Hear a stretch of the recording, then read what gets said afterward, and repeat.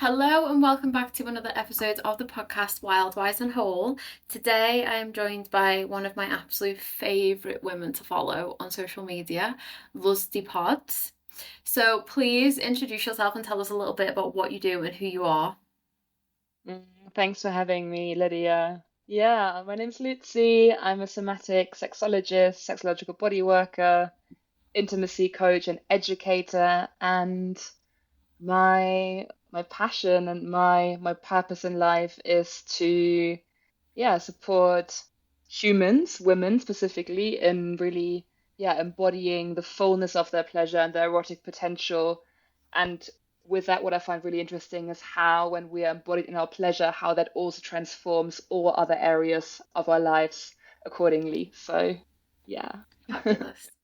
I just will say that I have been so inspired by you over the last couple of months since I stepped into sexuality work, and I actually done my own 28-day pleasure practice. Yeah, it was epic. And I created a little Telegram group like you did. And I was like, right, I'm going to be really brave and I'm going to take inspiration and I'm going to share my findings and what I get from the pleasure practice. And it was so unbelievably vulnerable to share Mm. it. But also the stuff that I got from it in 28 days was like more than I'd got in months of therapy. It was insane how much came through. Mhm. I feel you so much, and I'm so happy to hear that. And this is the thing, I feel like, in a way, like having a self-pleasure practice is like the world's best kept secret. Oh my God. Because if, every single woman in the world knew what, access to power we actually have available through our own body, how different the world would be, this whole thing of like, feeling like you're too much or not enough and trying to fit into all of these ideas of, gender stereotypes and what it means to be a woman and blah blah blah. And then it's like the reality of coming home to your own body and just feel like, whoa, there's aliveness, these big feelings, and just allowing them to take up space and then to become bigger and more of yourself with that is just so magical. And so I'm really happy to hear that, yeah, you've experienced it and you've been sharing it with other humans as well, because it's so valuable and it's so taboo. So it's like, the people who are courageous enough to step out and share, it's like what a gift to get an insight and then inspire others as well. Yeah, and you know what's so interesting is for me, one of the most beautiful experiences I had in the pleasure practice was when grief came up. Mm. There was like I just dissolved into grief this one Mhm. afternoon, and it was like the deepest grief I've ever felt about various different things. Like the why didn't really matter. And I come out of that practice and I was like, through my capacity to feel pleasure, I've also been able to experience the depth of all of these other emotions. And oh my God, the grief, there was like such a deep pleasure in just feeling it. And that really amazed me actually. Mm, yeah, I love that. There's a beautiful woman called Barbara Carellas who wrote Urban Tantra, and she writes about the grief-gasm and anger-gasm Mm. and rage-gasm. These experiences actually of, we're experiencing a wave of emotions, which in the end is energy moving through the body. Emotions are energy moving through the body. And so when we manage to release the duality of like, oh, these are good emotions and these are bad emotions, we just all of a sudden have access to just the frequency of pure aliveness in the body. And maybe it expresses as crying or screaming or coming or laughing or, all of these things. But actually, we're just learning to be emotionally alive and emotionally current with what is, rather than like stuffing down the emotions that we deem as bad or, problematic, or I don't want to put that on someone, but actually just like letting it run through the body. And what that does, and I feel like you've just described that so beautifully in your own experience, is it actually it flushes out the body of old stuckness So it's almost like I see it like fresh water, like running down the riverbed and just like moving all of the old leaves and branches out of the way to just, yeah, bring this feeling of like, the channel is clear again and I'm feeling fresh and I'm like, oh yeah, I've had a big cry or a scream or an orgasm. It doesn't actually matter because I'm just in touch with whatever wants to move through my body in this moment. Mm. And that's how we like build capacity to like be in the essence and the depth of our like inner waters. Like since I've held the depth of grief that I have, my body has become this vessel for love that I've never experienced in my life. Like the vibration of love that I feel sometimes is so unbelievably potent. And it made me realize like it's not exactly like what you've just said. It's not one without the other. And what I find and what I say to women that I work with is pleasure, there's a conception about like, oh, it's orgasm, but like what I found on my journey is actually pleasure is meeting whatever is along the path between the A to the B. And I'm sure I've heard you say this as well in a previous podcast I've listened to. It's walk on the pathway to pleasure. Yeah, absolutely. That's it. And I think there's this misconception, this idea of like, oh, I go and do a course in sexuality or I start working with sexuality and it's just about, like being super orgasmic and juicy and all my life is going to be pleasure filled now. And that's the one part of it, And then the other part is also, do I, as you just said, like have the capacity or can I build the capacity to also hold the other side, the flip side, because it's just two sides of the coin, isn't it? The grief and the love, the intensity of the rage, or the excitement, the bliss. They're all two sides of the same coin. So what I'm kind of imagining almost is like I am this vessel, and the more I'm kind of, stabilizing my structure and also opening to holding more life in my body, the more I'm going to be able to experience. And so most people live on such a small fraction of their capacity because most people are not actually ready to feel deeply, and so it's like, oh, I just get by and sex is okay. And maybe I have it once a month with my partner. Or, I masturbate every once in a while just to like release. And oh, yeah, and this is okay. But, this intensity of love, this frequency of wow, just opening up your eyes and being like, life is fucking incredible. Just open your eyes and look around you and the love I can feel for the people that are in my life. And going out in the forest and looking at the leaves and being like, whoa, like life is so magical and it's so short. We've got such a short amount of time on earth. And I feel like this is what this practice does. Like it opens us up to like every moment gets to be ecstatic and blissful, no matter actually what the quality of the moment is if we allow ourselves to feel all of it because there's so much to feel at all times. I wanna I could carry on this thread, but I wanna take it back to like the simplest because I'm just thinking of a lot of my clients and people in my audience who will listen to this. I Mm. imagine your audience might be a little bit further than mine. But even the concept of pleasure Mhm. is like for them. Yeah.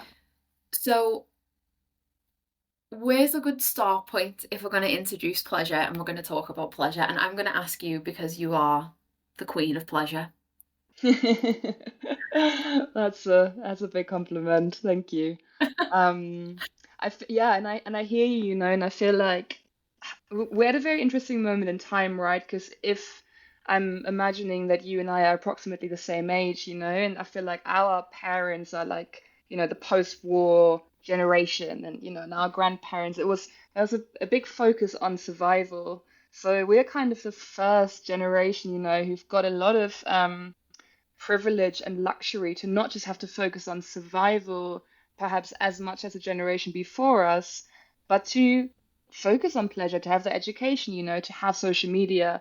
And so we're finding ourselves at a very interesting moment in time of like, oh, so now we've got access to it. Now we've got to give ourselves permission to actually go there. because this idea of like, you just got to work hard and get by, of course, that's still very much living in our subconscious and in our lineage. And so I feel like the first, access point is really just like having little moments of just giving yourself permission, and there's a beautiful practice of just, you know, trying to put yourself back into the body of like a 3-year-old or a 4-year-old. The erotic innocence, the innocence of a child that just rolls around, and like touches everything on their own body, touches everything in the world. And it's just so explorative and curious. And just, even just having a few moments of like, what if I was to touch my own body with the eyes and the hands of a child? That because a child doesn't look through the gaze of criticism, a child doesn't wonder about, do I have permission to do that? They just go and they just play. And so really finding this access point of innocence and of playfulness can really help because there's a part in us that remembers.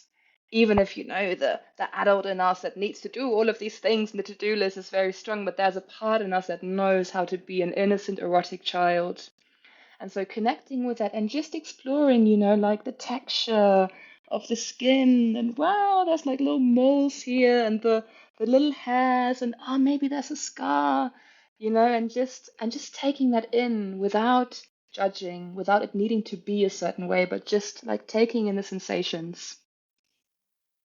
That reminds me of I done a sexuality retreat in May with the Gaia method. It was a de-armoring one. Mm-hmm. And on one of the evenings, we done like a uni show and tell. Mm-hmm. And there was a group of like 28 women, including the facilitators, and there was one man in the space. Mm-hmm. And we were all like little girls. It was like this is your vulva, this is what your clitoris looks like, and you see this one looks different to this one. And in the group we were invited to like sit and share, and you would look at your yoni with a mirror and show everybody what it was. And I Mm-hmm. was like, this is one of the best things I've ever. We were all just like little girls in awe of all of these vaginas in the room. And it just Mm-hmm. made me realize like that, I'm 32, nearly 33, and I was like, I never got this as a child or a teenage woman, like girl growing up. And the sense of awe and just playfulness was so deeply healing. Mm-hmm. Yeah, I Wonderful. love that. Beautiful. Mm.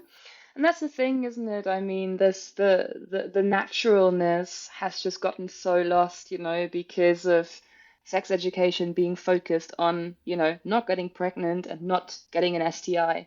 And that's all we got basically. Like there's been no education around pleasure, at least, when I grew up. And then, of course, where do we get our sex education? Porn. Because where else would you get it? Of course, you're curious, you want to find out, you want to know. And so there's this like totally distorted image of, this like innocence and this like the beauty and the play of connection with another and the deep love actually that's present as well when you let yourself connect not just with your body but with your heart, with another being, no matter whether it's a one-night stand or it's the love of your life, it doesn't actually matter. You can find that moment of connection if you let yourself.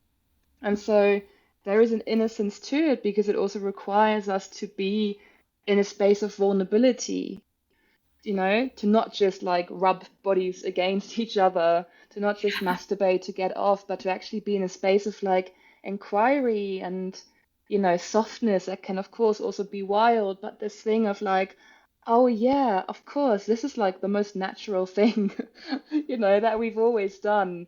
How did this happen that we're in this place now, And so, yeah, I feel like it's the most beautiful thing, and as you just shared, to be in a room also of people with the same bodies and to just be like, wow, look, here we are, because there's also something that's been lost in our like hyper individualized society, where it's like we don't grow up together and learn together in groups of women Mm. and the sisterhood that is so necessary to yeah to exchange stories, to also see like, oh yeah, there's so many different bodies, so many different shapes, As opposed to, the ideal of porn, vaginas and all that kind of stuff and bodies that you see, airbrushed on social media. It's like if we were to spend more time together, and I just love those moments in retreats, of just and the clothes have come off, and everyone is, yeah, just in connection with themselves, but we're together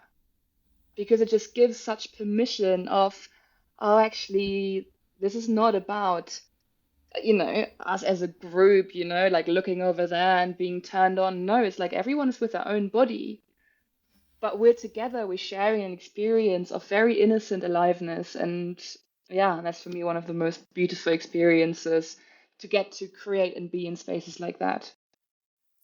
I think as well, it's like experiences like that. Me and my mentor always talk about this and say sexuality work literally feels like you can do lifetimes worth of generational healing or Hmm. therapy like so quick. Yeah. And I felt that on the sexuality retreat, even in that one workshop that lasted like 2 hours, because to see all of these different like shapes and as women we're shamed for the way that we look and your lips shouldn't look like this, and then just to Hmm. see so many different looks, and then it like it hits you, the conditioning that we've received, and you're Hmm. like, oh, that's not mine. And it's almost like you shed it, like your nervous system just goes, oh, that's not mine, and just lets Hmm. it go. Hmm. So powerful. And I think once women can get past that barrier of unsafety around sexuality work and the associations and the assumptions that they make with like pleasure or what sexuality work is, Hmm. like the depth and the richness and the transformation that's on the other side of that is just, it's unlike anything I've ever done, to be honest. Mm, yeah, I feel you so much. I feel like you phrase it very beautifully. And I feel like the thing is, it's like what if you if you hear about like there's a workshop or a retreat or a course about sex, what is it actually, Because in the end it's not really about sex, it's about vulnerability, it's about trust, it's about power, it's about so many things. And in the end, like the actual act, so to say, is not the main character, but the main character is like, how fully can I actually be myself? How fully can I open and trust myself? And so Yeah, that's always a thing that that I feel like I'd like to demystify more of, you don't have to come to these places and feel sexy. That's not the no, point. It's like quite the opposite actually, but you got to be willing to get really, really naked. Not physically necessarily, but yeah. it's it's like I'm holding a sexuality retreat in the UK next year. Hmm. And just like some of the questions people have asked me, or like instantly some of the things people have said, like I'm not getting naked, and I'm not doing that, and I'm not doing this, and what is it? Are we going to be like touching each other? And it's like, obviously I love these questions coming in, but it gives me so much insight into people's associations when we say the word sexuality. And I love what you just said then, like you've got to be willing to get naked, but that doesn't physically mean take your clothes Yes. off. There's there's like a radical reclamation that occurs if you step into it, because I also think it's brave work. I mean, especially in the UK, it's like definitely not there with sexuality work yet. It's still like very taboo. Um, yeah, and there's just like a lot of strange associations with what it is. Mm, So trying to like like I love that also. Like I really want to just like make it so normal. And this is why I'm training as a sexological body worker, because as a therapist, I'm like, yay. I want internal de-armoring to be as normal as I'm going for CBT therapy. Because it Hmm. needs to be. Because women need it and they don't know about it, and there should be no shame about these things. Hmm. Yes, absolutely. And it's like it's interesting because obviously there's a new wave now, right, of people like you and I who have made it their life purpose to educate around these subjects. And I feel like sexuality work, obviously, it's been so suppressed, but it continued to exist kind of in the shadows. It never disappeared. It was always there this whole time, but it's almost like now there's a moment, you know, with like where the world has gotten to in human consciousness where it can rise again from, you know, kind of like being hidden for so long. And then it's like, okay, can we bring it to people in a way that they can actually digest that isn't too overwhelming? So my teacher, you know, speaks about working with sexuality as fire medicine because it's so powerful that you can just like burn through all of these constructs and ideas. And as you've said, you know, there's the like ancestral limitations that you can burn through so fucking fast when you know, you begin to work with sexuality. And of course, you can get very burned. And, you know, I'm sure you're aware as well, you know, of like the many scandals that have happened in the sexuality scene, you know, of creepy tantra teachers, you know, the guru that takes advantage of their students, etc. And so I feel like we're at a point where, yes, the liberation of sexuality is exactly what needs to happen, and it needs to be kind of put forward in a way that's slow, attuned with the speed of the nervous system, um, and in a way that's very like ethical and has a lot of integrity. And especially the people who facilitate it as well, you know, who've got an awareness of the power that these spaces can have and are equipped to hold them. So yeah, I love the potential, and I'm also very aware of, you know, it's good that people are a bit scared. It's good because I feel like there's an awareness of, yeah, you know, it's a bit like opening Pandora's box, you know, once you really get in touch with that power.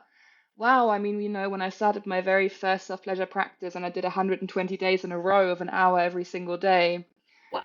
my life was not the same. I was looking at the ashes of my life within a few months of doing that.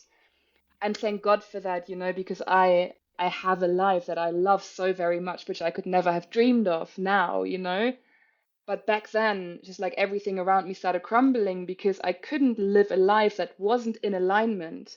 And so as I was liberating my power essentially, you know, and I was attuning with, you know, what actually feels good, not what should I do, but what do I want to do? I realized relationships, my life setup, my job, all of these things I couldn't do anymore. So I think I really try and give people a disclaimer, you know, before entering this work of like, are you ready to step into this, you know, and are you ready to potentially release some of the things you've been holding on to? Because with working with sexuality, we're burning through identities really fucking fast. Yeah. Well, I'd love to know a bit about if you could share your journey with pleasure. Like, how did you, Mm. what guided you to do a pleasure practice? Yeah, it's one of those stories which is always feels a bit crazy to talk about, but yeah, that's what happened. So I was in Mexico and I was traveling with my partner at the time, and our relationship was kind of falling to pieces. And so eventually he left me and you know and drove off with our rental car. And you know at the time that was the love of my life, and that was really the worst that could have happened. So I found myself alone in Mexico, just like faced with the ultimate heartbreak. And something very interesting started to happen in my body. So I went to like a little place by the beach, and I just cried and smoked Marlboro Lights for 4 weeks by myself. And I Mm. went to yoga every single day. And something just started happening in my body, you know, just like my body started like vibrating and shaking, and I was having all of these like very intense sensations in my body. Now, in hindsight, I understand that that was the kundalini awakening, you know, the classic moment of my heart Wow. broke, and so the kind of the limitation to the energy moving through my body, yeah, it broke open, so something was liberated. But what was happening then was just I felt like years and decades of old grief and resentments I had towards people, my mother, you know, people I hadn't spoken to. It's just like I just felt so much love alongside the grief and so much forgiveness. It was almost like I couldn't hold it, and at the same time, my body, yeah, just woke up with more pleasure than I ever felt. And so I started inquiring, and of course, you know, I'd masturbated before in the kind of classical way, you know, of just, yeah, getting to the end goal. And I couldn't do that anymore because every time I put my hands on my body, I just started crying and my whole body started shaking and vibrating. And I was like, what the hell's going on? And at the time, I didn't have a reference point because I didn't really know about Tantra. I didn't really know about, that like, I didn't have access to these resources. So then I started searching, and Googling. It's like, what the hell's going on with me? It's like, am I losing my marbles? Yeah, and then I found my first like podcast, where I heard someone speak about Tantra and self-pleasure, and I was like, this is it. I've got to follow this thread. And yeah, that was the starting point. So it really came from, having just a moment of like such deep pain to then really being led to this practice and having it just really transform my life. And then of course, it's like the pain becomes the medicine as it always does. So now here I am sharing it with others. Yeah, that's an intense story. I mean, I've had a kundalini awakening, and I couldn't imagine that. Oh, and you don't really know what's going on, and you're on your own in Mexico. Like that must have been intense a couple of years ago. Um, Yeah, wouldn't recommend. it's a lot when that happens. Like, oh my God, it's so intense. Did you like integrate your kundalini? People have also asked me that, and I find it like a hard question to answer because I just think I've like titrated it in tiny little bits because it Hmm. was so unbelievably overwhelming. So because you've just mentioned it, like, do you have any advice on how to integrate it? And some people have asked me how to like naturally awaken it, and I wouldn't advise that really. Hmm. Yeah, thank you for that. And I feel like that is such a valuable question. And you've already given the answer. The way to do it is to titrate it in, which is not something that I did because at the time I didn't have the tools or the Yeah. awareness. So I just completely burnt myself to the ground in the process. So it was in a time where I had quite a lot of space to myself. And so I had this commitment, of self-pleasuring every single day for 100 days. 100 days, that was my original, and then I extended to 120. And so it was almost like the world around me stopped existing, and I was just in this inquiry with myself of if I just keep going through the layers and the layers and the layers, like where do I get to? And I feel like I'd already done enough embodiment and somatic work to be able to digest the experience. So it didn't put me into a space where I was too overwhelmed, but it was intense. So I feel like the most important thing is like when you have that experience of like, oh, okay, this is awakening inside of me. Lots and lots and lots of grounding, lots of down regulating, lots of time in nature, lots of time with the elements, just like putting your feet on the earth, laying flat on the earth, spending as much time as you can just rooting down, grounding. Because I also agree with you. I've been to a bunch of Tantra festivals where it's been like, and we're doing a group energy orgasm, 300 people, and there was no preparation, no integration. Some people are like flopping about like fish out of water, completely overwhelmed. There's not any support there. And then, of course, there's a risk of psychosis and like all of these things that can happen when it's almost like you're running such a high voltage through your body that your body can't take. So you can fry yourself around the edges a little bit. So yeah, like having practices of really just like slow, somatic, nourishing, yeah, embodiment practices, super important. Just like as simple as like, when it feels overwhelming and there's like a trembling or a shaking, it's like literally putting your naked feet on the earth, just like putting your hands on your body, pressing down on your thighs, massaging, humming, all of these things that you would do to like soothe a baby, you do to yourself. Absolutely. Thank you. And Mm. then a really like simple question, but again, this is a question I get asked a lot, and people will say to me, "What is pleasure?" Mhm. And one of the things I love to teach people or do with clients if we're stepping into any kinds of pleasure work is before we even think about pleasure in the sense of sexuality or intimacy, in the sense of like touching intimate places on your body, finding pleasure in many facets. Mm-hmm. So like pleasure through food or like nature, like Mm. all of, like when you said before, like you're able to see how alive and just like beautiful the world can be and life can be every day. So for you, how would you describe pleasure if someone asked you that question? And what are some like pleasure practices that are your favorites? Yeah, I love that question. I feel like if I had to narrow it down, it'd be like pleasure is the experience of being fully alive. And that Mm, for me is, the ability to open up my senses to the world. So like, when we're talking about sensuality, this whole thing of like, oh, I wanna become more sensual and like being the sensual woman. And then it's like getting facials and nails done and posing for sexy pictures and like, I don't judge any of those. I do those things too, but it's like, what is sensuality actually? Sensuality is opening up your senses, exactly what you just said, it's like just like tasting the most delicious food and just like really letting yourself just taste the textures and the flavors in your mouth and on your lips and taking your time. It's like, oh, it tastes so good. I love eating this food. And your favorite scent, it's like roses, flowers, like essential oil, whatever you love. And just a sensation of like, oh, it's like the feeling of me just very slowly stroking the inside of my hand, it's like, wow, there's so much to feel. Listening to music and really opening up my whole body to a piece of music that I really love. Dancing and just being like, oh, just moving my body feels so good. I mean, there's so many ways of, but allowing ourselves it to just do that, right? talking about it, I can just feel the energy in my mouth. I'm just like, just delicious.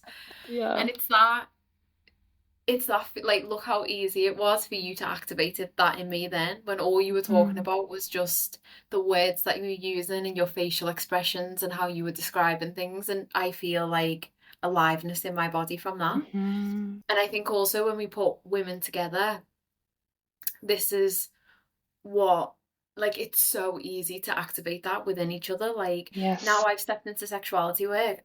When I hold space for clients, if we're working with the pelvis or their body starts to awaken, my body will just be like vibrating. Hmm. Yeah, And it's like that what's the word, transmutation, or you transmute the energy to each other, and it's so potent, so powerful. Like, yeah. existence in sisterhood can activate our bodies.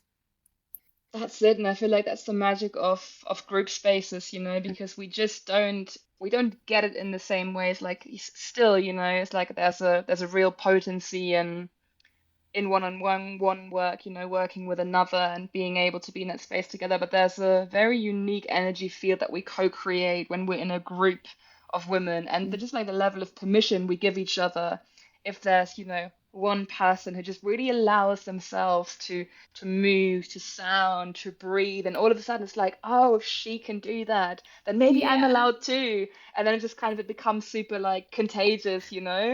And this field of permission just gets stronger and stronger, and before you know, it's like, oh yeah, of course we can do that, because at the very root, the reason, of course, why we've shut this down is because being a sexual woman historically has been dangerous.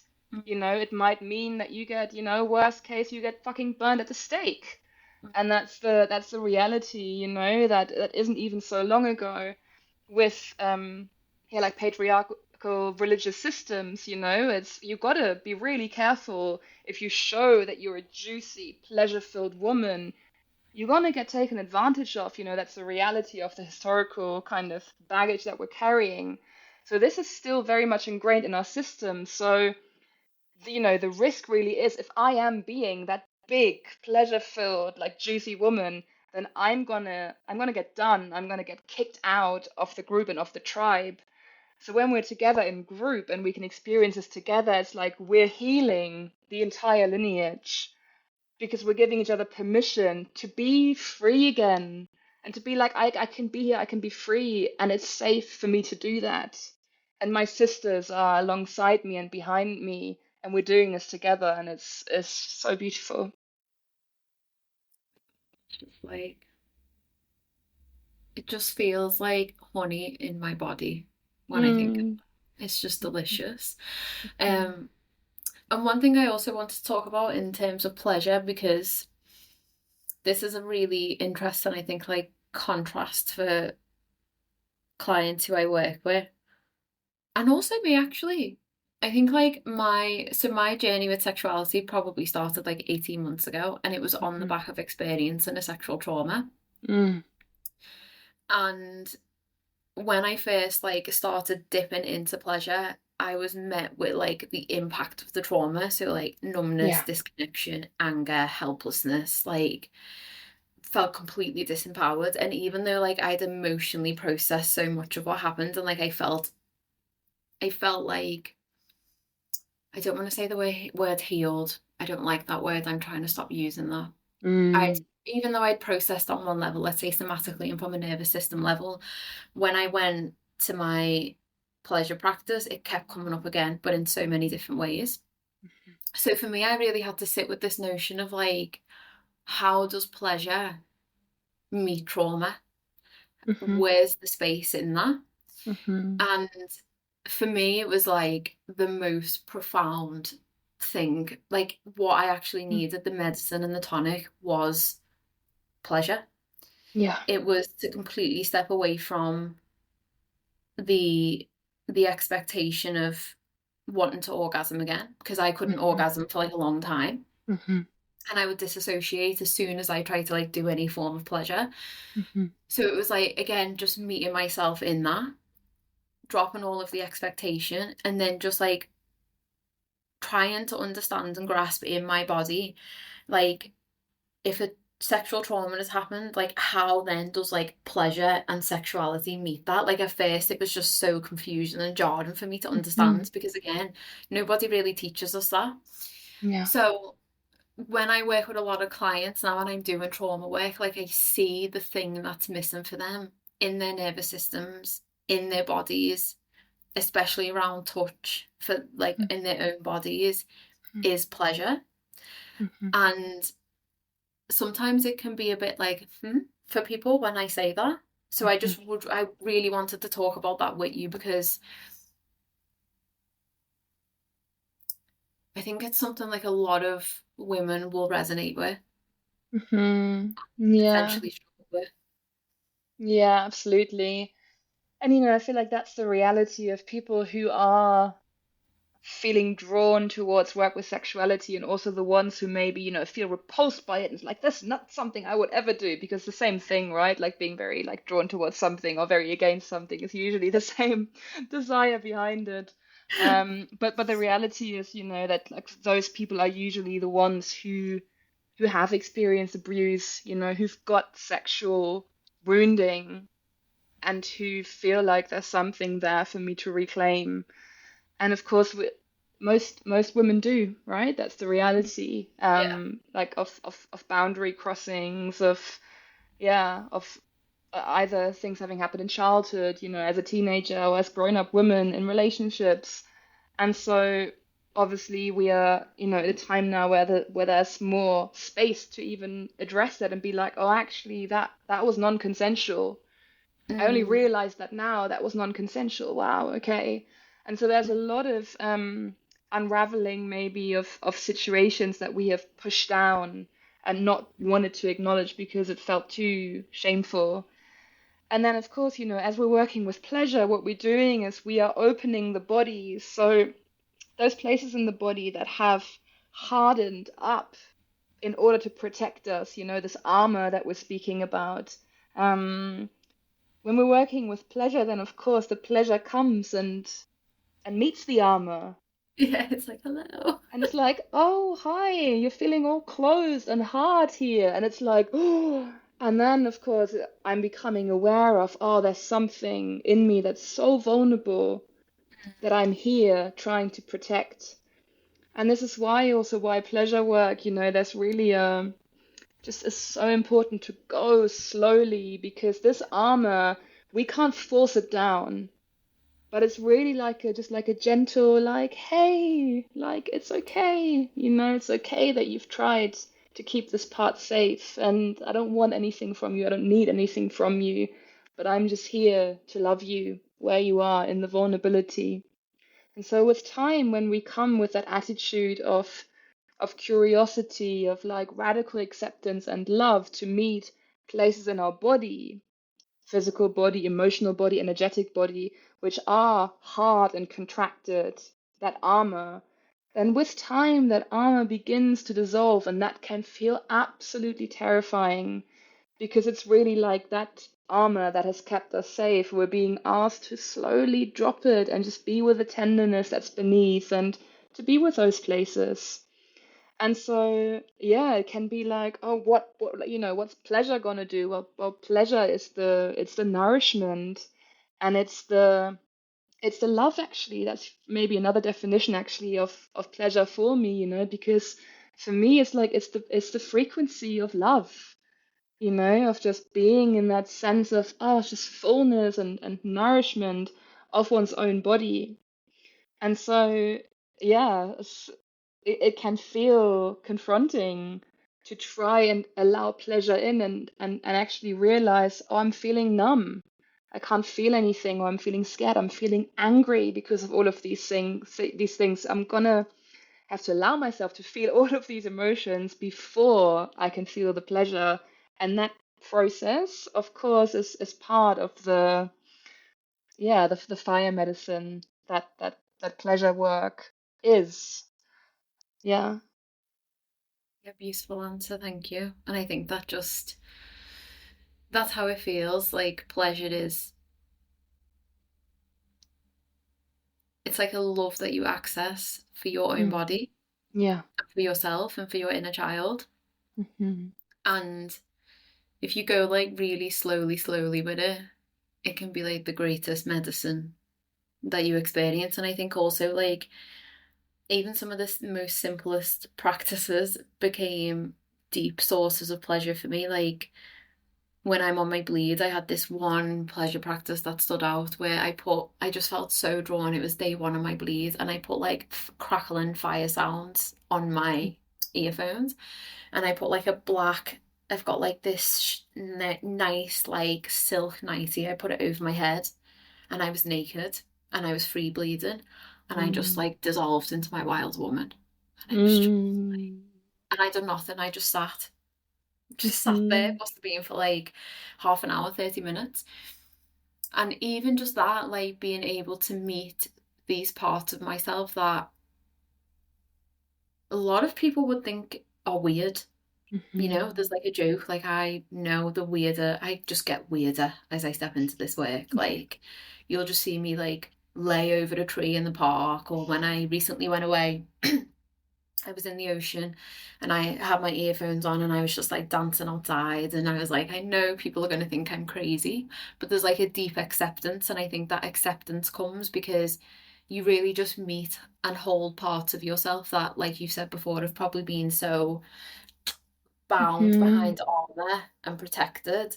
And then when you let them out, it's like this love and acceptance that you can access for yourself is, we speak about it all the time, don't we? Like self-love and self-acceptance. And the deepest form I've ever found is through pleasure.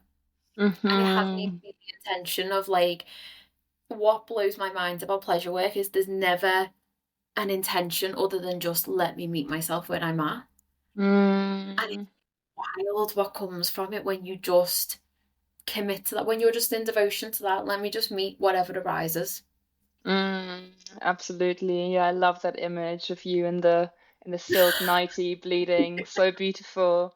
Yeah, It and I was feel like, so. because you're speaking to something which is such an important part, which is really like the integration of the dark, because Mm. as women we've been so conditioned to be in the light and to be the good mother and the good wife and the good girl, and don't make a scene and don't be too angry and don't be too emotional, and such a, yeah, just like being so tamed when actually the body is so feral and so Oh, wild and so absolutely unhinged. And so when we allow ourselves actually to just be with how the body wants to be, yeah, of course it will it will do things that can't be explained and they can't be rationalized, and maybe they're weird from the outside, of like the image that a good woman should look like or act like or whatever. And so I feel like that's a radical thing to do, of like when we let ourselves, embody our full erotic potential, it's gonna rub some people up the wrong way, it's gonna ruffle some feathers, that is for sure.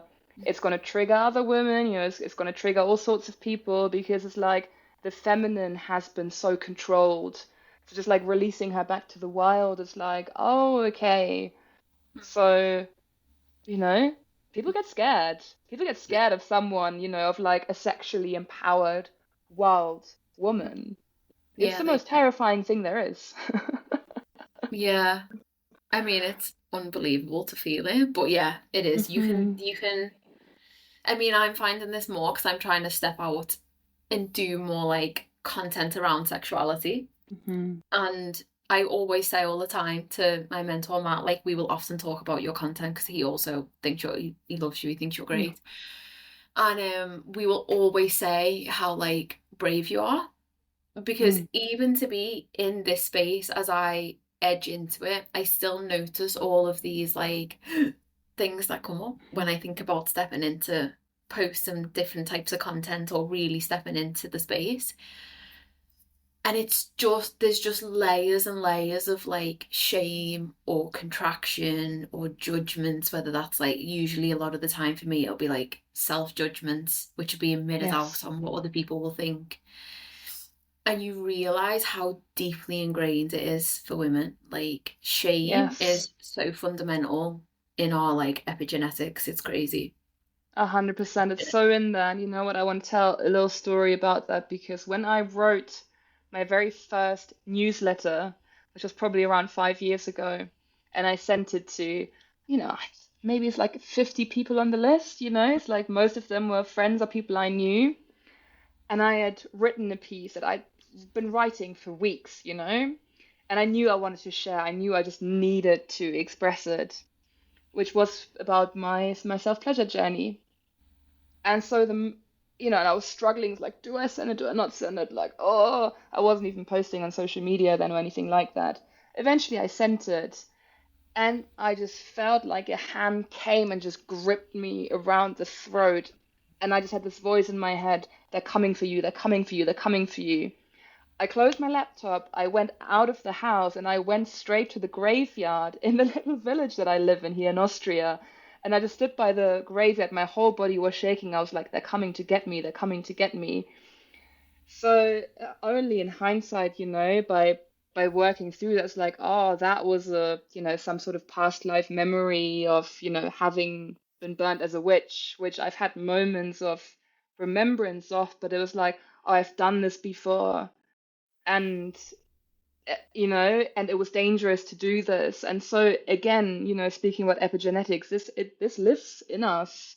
It's very real, in different kind of ways. So, and I say this to every woman, like my story is maybe more dramatic, kind of like in the image, but the essence of it, we all carry that of our mothers and our grandmothers and aunties, of rape, of abuse, of, our sexuality having been owned by others, and yeah, and us having gotten in danger for it. So I really just want to, without scaring anyone off, but just this is real. So we're really doing very important work that goes way beyond our generation and way beyond like, oh, I just want to feel more pleasure, more orgasms. It's like we're going so much further than that. And so, I celebrate everyone who takes that courageous step in. And I mean, the gifts are endless, that's the Oh my thing. It's God, like, endless. Yeah. I mean, I would not have it any other way. The way that it's opened yeah. my life and changed my life, even since May, is I Mhm. was saying when I had a session with Matt on Friday, I was saying there's this feeling in my sense of self, like I have changed on like a DNA so visceral, like lineage generational level. I said I can't put it into words, but it's a feeling that I've got. And I said to be a human and to feel like you've changed that deeply in your own body through sexuality work, I was like, sometimes it feels isolating and I don't really know how to describe it. But then I Mhm. guess I don't need to. It's just for me to Yeah. experience.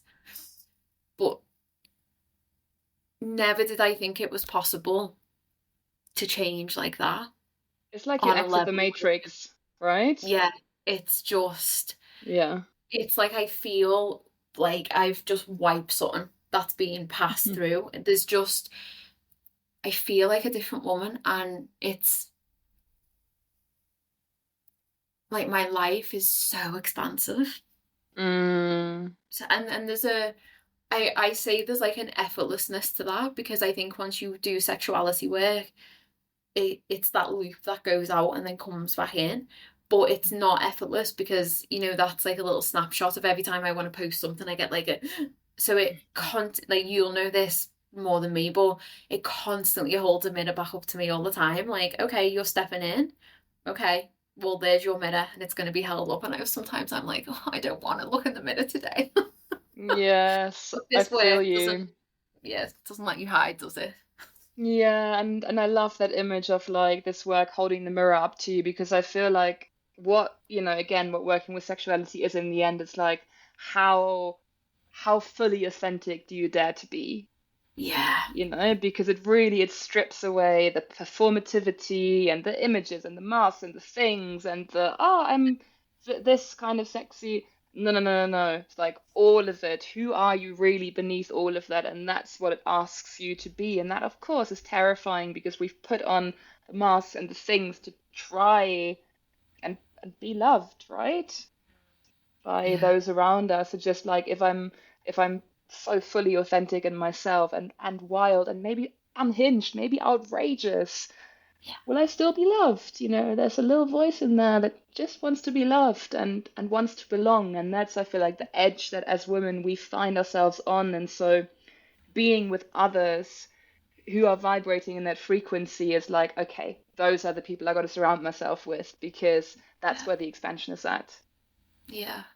And then one thing I would love to touch on before I don't know why this came up to ask you about it, is conscious masturbation.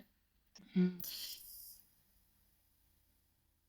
I guess I just want to know, like, for listeners, how can they start to step into conscious masturbation? Because I feel like, again, that's been a game changer for me, taking away like all Yes. toys, all vibrators, reawaken sensitivity, brought up a lot of frustration because you realize how desensitized we actually are because of like toys, the way that we learn to self pleasure, all of these different things. So, what would be your steps for someone who wants to step into conscious masturbation? Yeah, I love that question. So, I guess the very like most basic and most important thing is like Yeah, let yourself breathe. Let yourself breathe because like holding the breath is such a common thing and it really limits the amount of pleasure that we can feel. So even just, continue doing what you're doing but just stop and breathe deeply into your belly. Sound like and just let yourself really take in the sensations. And so with time, as you're learning to slow down a bit and maybe, move less friction and friction based, in the way that you touch. Um, you might want to begin playing with some movement, just like undulating your pelvis and your spine, your shoulders, letting your jaw, like move and become softer. And yeah, just like beginning to kind of like play a bit more as opposed to maybe just like lying, very stiffly, as I know lots of us have also conditioned to be. So breath, sound, movement.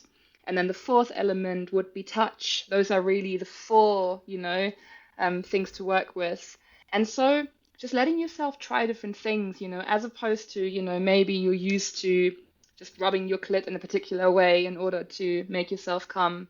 So just trying something else, maybe like massaging the lips, massaging the inner thighs, playing with different qualities of touch and just seeing like if you remove the goal of, getting from A to B, what are the textures and sensations and emotions that you can explore while touching yourself, and just letting yourself be a bit more creative. I always say, to the people I work with, if you had a lover and the lover would touch you in exactly the same way every single time, you'd dump them. Like, let's be Yeah, real. It's like, so why are you doing that to yourself? That's like, yeah, I love that. seduce yourself, surprise yourself, have a date with yourself, just like by embodying this lover, ourselves. That's how we also then attract those people into our lives. But you can't expect anything from someone else if you're not giving it to yourself. This is where it starts. Yeah, I love that. That was one of the things that Susan kept saying in the retreat, was teaching us to be our own best lovers, and it was a game Mm, changer. And then I mm, was like, oh yeah, actually, if I had a lover who was touching my body or behaving the way, like, and the subtle patterns were playing out. So like, if I noticed there was a numbness, I'd be so frustrated, and then I was like, yeah. oh my god, like that's how it is when we step into, well, when I would step into intimacy with men. Yeah. And I was just then copy and pasting all of the things that men would like do, what I've experienced before. And I was just like, wow, I'm not being kind to myself at all. So I think that was like a real game changer. Such like a simple thing, but like a real game changer. Um, Absolutely. yeah. And touch and unwinding is fabulous. And also playing around with, like, I love using like flowers or roses to just like Mm, stroke my skin, or the mm. pleasure that you can get from, honestly, even like a pen stroking your skin is ridiculous. Yes. It's so nice. I love it. Oh, Oh. thank you for this conversation. It's been amazing. It's been All such a right. pleasure. It has been Yeah. a pleasure. It's been a pleasure to talk about pleasure so openly. Where can people find you, and how can they work with you? People can find me on Instagram at Luzi Pods, which is Luzipods. And then you'll find my website. I've got a 3 months self-pleasure program called Juice, which is starting on the 23rd of September. So if you want to dive deep into conscious self-pleasure, really as an art form and as a way to, yeah, transform all of the patterns around sexuality and emotions in your body, then that's one to jump into. I've got retreats next year, one called Juice, one called Burn the Script. Got all sorts of podcasts and resources. So yeah, reach out. Happy to hear from you. Yeah, I'll put all your bios in the show notes. And it's on my list to get to one of your retreats next year. They look, oh my God, they look unbelievable. Would love to have you. Yeah. Thank you so much. It's been a pleasure. Likewise.